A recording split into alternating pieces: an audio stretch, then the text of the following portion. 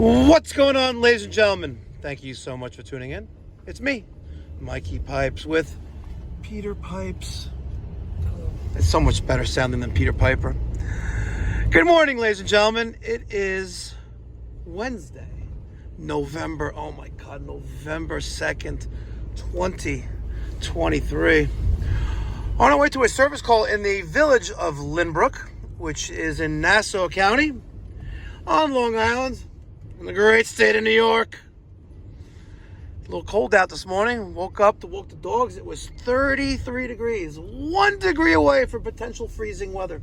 I say potential because at 32 degrees, H2O could be a solid or a liquid.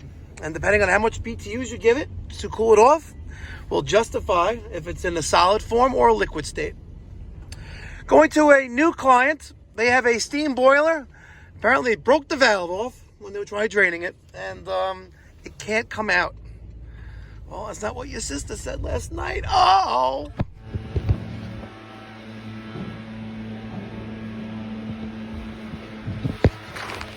Good morning, sir. Good morning. How are you? Okay. Are you the one who broke it? Yeah. Yeah?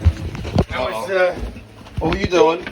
I was draining it, like I usually do, once a month. Oh, very good. Okay. And? The low one, number 67 broke off, huh? Yeah, the ball cut. The threads are still there, and they're still on there, and I just doesn't seem like it's the right threads. But I know it came off there. So you also took out the pressure troll and the equalizer off the top of the pressure troll. Yeah, so I could get it in there and turn it. And you were unsuccessful. Yeah. All right, Peter, let's grab the wrench. Can we grab the whole tool bag or just... Yeah, sorry. We grabbed the whole tool bag. My apologies. It doesn't look like anything's stripped.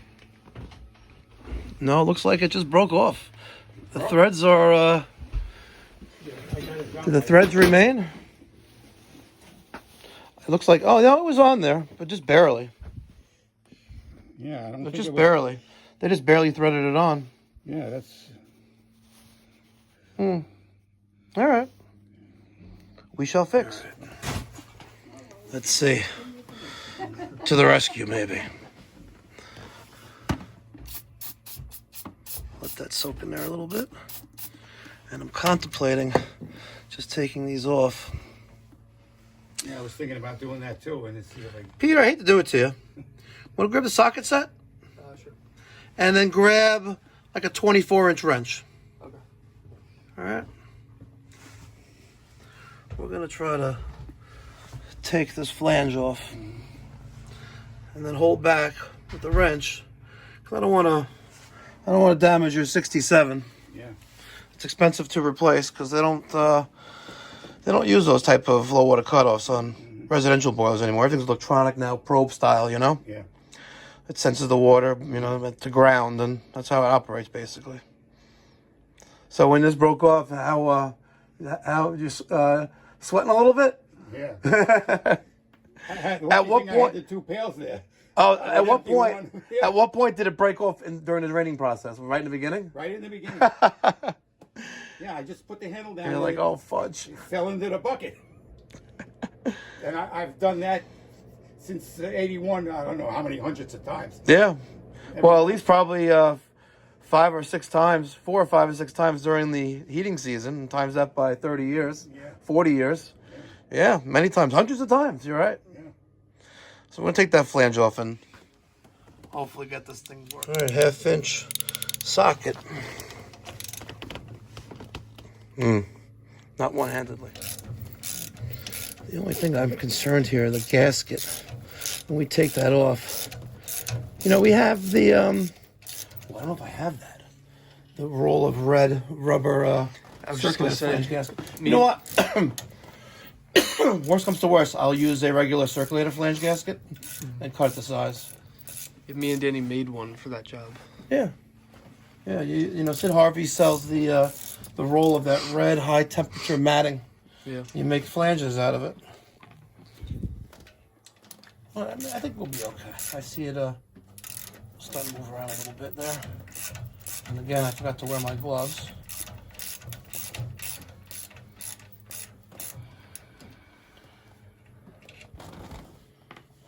right, and last but not least, there we go. Is anything left of the gasket? Oh, it's there. Just barely. A lot of cocky in there. Cocky. You have a sink down here? Right over there. I just want to rinse this off real quick. Lefty, loosey, righty, tighty. Yes. All right, so I put it here. I need to go this way. If I put it here, I get to go this way. Yes. So the customer has blessed us with this vise. That's nice. You know what I picture in my head right now? I squeeze down the thing and crack it in half. Oh no. That would suck. Yeah. Okay, let's go get a wrench. What's his name? Kevin. Keith. Keith. Keith, yeah. Keith, right? Okay. So, let's see what happens. Look at that. Oh, there's not much left of it. Look at this. It's still on there. See? Watch.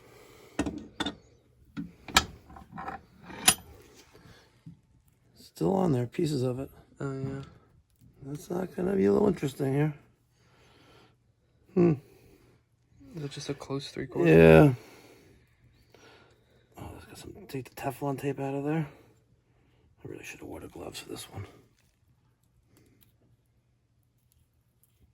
You can wash up at the sink when you. Yeah. Not worried. Okay. Okie dokie. Let's throw this out. Let's get a 3/4 inch by, I don't know, get by like, you know, not shoulder, but not a close, not a shoulder, like one size up from that, which is 2.5. All right, so I cleaned the outlet side of the low water cutoff. Made sure that our gasket is clear. Using that 1/2 inch socket to tighten up the 4 bolts holding on the flange onto the bottom of the number 67 McDonald Miller low water cutoff. So there's all of those. Now we have our nipple.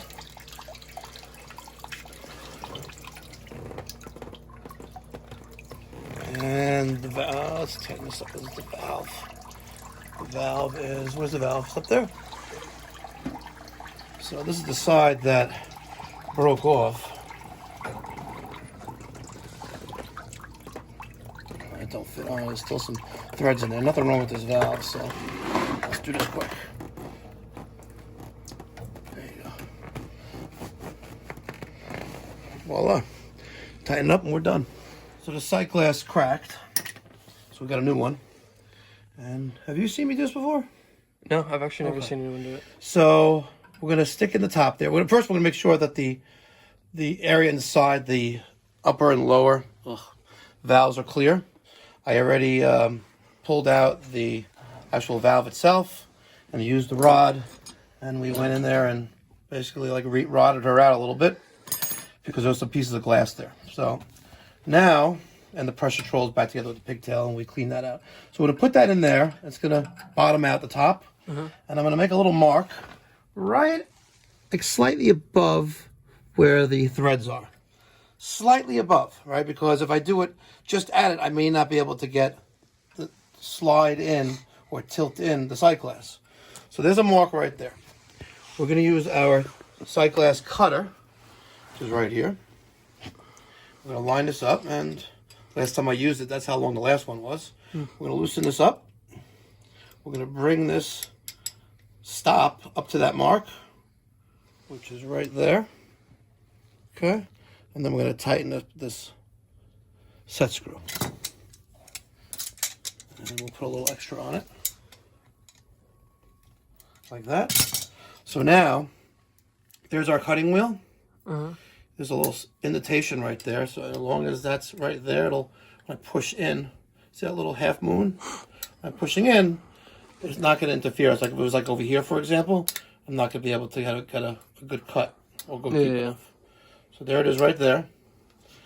Take the sight glass right to there, and you'll see we're slightly at that mark. We're going to hold down like this, and we're going to scour or score the line. You only have to do it once. I just keep going around and around and around in circles several times.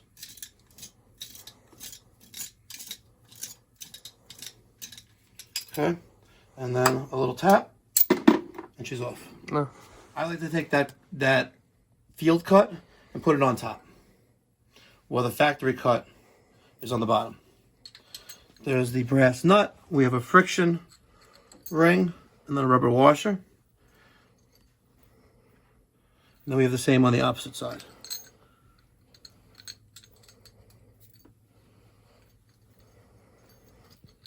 Now, we're going to slide in that top. Look, it just clears it, see? And we're going to just get that snug by hand, finger tight. We'll slide this down a little bit. So it goes in there, just about 1/8 of an inch. Slide this down and tighten it up. You want to make sure you use the proper size wrench when tightening this up, because if you use a large wrench, you have the potential of putting too much leverage and force on that, and you could crack the glass. So evenly, upper and lower nuts, make them nice and snug. You don't got to kill it. We have rubber, we have brass against rubber against glass. If you put too much pressure on it, it will crack. So there that is. I had the lower valve closed and the upper valve closed. We'll open these back up and then we'll see the true height of the water line inside the boiler once it's not going to be airlocked. Let's just tighten this up a little bit. Put our rods back in to protect the glass.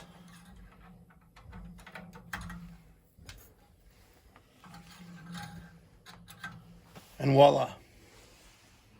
All right, so we're using our Testo 320. We're getting a 0 sensor error that the it's having difficulty finding 0 particles per million of carbon monoxide. So we're outside, and this is the way you should be turning it on, by the way, in case you guys don't know, ladies and gentlemen. Hit OK again. Hit OK. Hit OK. Hit OK.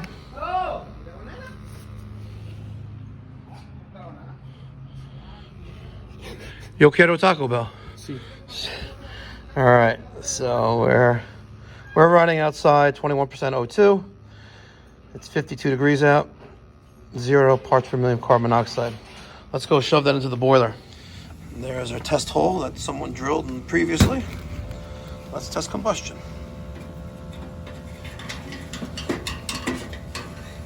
Probe is inserted halfway into the flue pipe. And we'll see what kind of numbers we're working with. Yeah, I had a feeling we had that. Wow. Let's see if it stabilizes. See, if you ain't testing, you're guessing. If it reaches 2,000, pull it out. It'll go into sensor protection at 4,000, but let's see what it does. Keep it in there for a while. Let's see. I did say 2,000. Sorry, I just want to see what it'll end up at. Wow, dangerously lethal. 2,700 and climbing. Okay, well, I guess it's a 3. Just hit the pause button. All right, let's look at burners. Carefully taking those wing nuts off. It's hot. Good thing you're wearing gloves. It'll burn right through that, though. We'll see what it's looked like inside. All right, we carefully removed the combustion chamber door, and looking pretty clean. Looking very clean, actually. Very, very clean. Let's see if we see any carbonization, and a little bit of black soot in there. I wonder what it looks like inside there. Let's go see. So one of the things that I have a company policy is anytime we work on a heating appliance, we do a safety check using a combustion analyzer, kind of like the person who drilled that hole did for you. And we check to make sure it's burning efficiently and safely. What good is a functional boiler if it's not safe? So right now we stopped the test at a level of carbon monoxide that's 3,000. It's industry standard. Anything under 50 is acceptable. You're at over 3,000. I stopped it at 3,000. So that may or may not be the reason why this thing had a hard time zeroing out in here. And normally in the winter, it's my fault. We normally carry personal carbon monoxide alarms on us, but nothing else. But very sensitive, you know, not like the ones you have on the ceiling or high on the wall that go off at a high number. But so we're going to do a visual inspection of the actual combustion chamber itself. Oh, not sorry, the cast iron sections above the combustion chamber, because there's some black carbonization or black soot on the inside of the flue pipe. That means it's not burning properly, and I know it's not burning properly because the machine doesn't lie. So we're gonna do some more due diligence on that, because again, I'm the last person here, and God forbid something happens to you or your family, you know, I'm liable. So it's good to be error on the side of caution, if you know what I mean. All right, so I just got this yesterday. This is the Volar VE400. This is a micro video scope, and it's got a light on there, and I'd like to give a shout out to them for sending this to me, and we're going to see what the inside of this cast iron boiler looks like. Try to stay away from the pilot flame though. You may want to go, anyway, just try to get it in there so we can see what it looks like in there.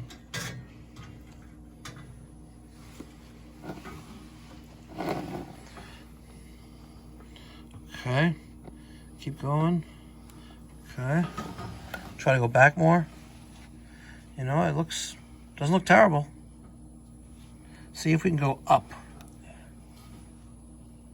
in between sections. Yeah, like close to the front. Should be okay. A little bit more. Yeah, you know what? She looks pretty clean. A little bit right there, though. See that? Yeah. Right, but nothing crazy. Just one little section there.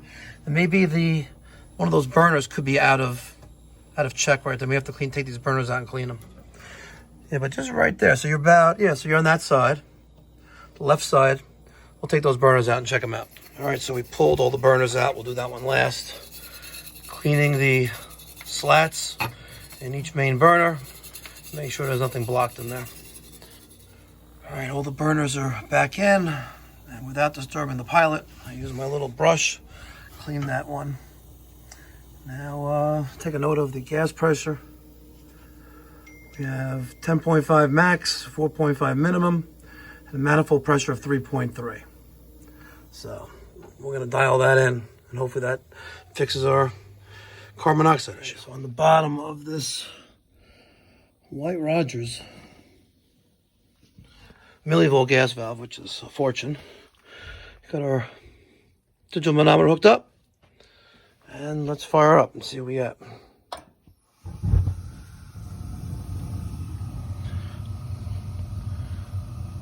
Looks like 2.85, 2.8 inches of water column, which is way under the 3.3 it needs. Let's see if we can make an adjustment. All right, making an adjustment. 3.14.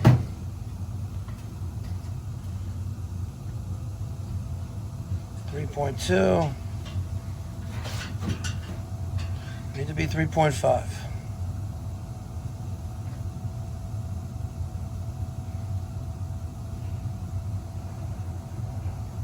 I don't think we're gonna get there. 3.2 is like the most it's gonna go. And there's no other port. That's not even a port there. For incoming gas pressure. 3.27, 3.26. And let me guess, astronomically high? I pulled out. It's almost full. Yeah. So you got a bad gas valve. It sucks. Well, guys, he needs a new gas valve. So temporarily, it's running. New York is not a red tag state. Well, at least not my jurisdiction of New York. But we did place an order for it, and we will be back probably tomorrow or on Monday. This video and the tools that we used further reinforces, if you ain't testing, you're guessing. If you're employed as an HVAC technician and you're sent out doing tune-ups without the proper tools, well, I don't even know what you're doing. If you're not testing combustion and draft on your service calls, especially a tune-up, you're doing your customer a disservice because they're paying for something that they're not getting. Just food for thought, ladies and gentlemen. And if you're in the New York, Long Island metropolitan area and you work as an HVAC technician for a company and you're tired of working for that mediocre company, give me a call. I'd love to talk, and maybe we can work out an arrangement where you can now join our team and not be a hack. Food for thought. Food for thought. Thank you so much for tuning in. Hope you have a wonderful day. And until next time, be well, God bless, stay safe.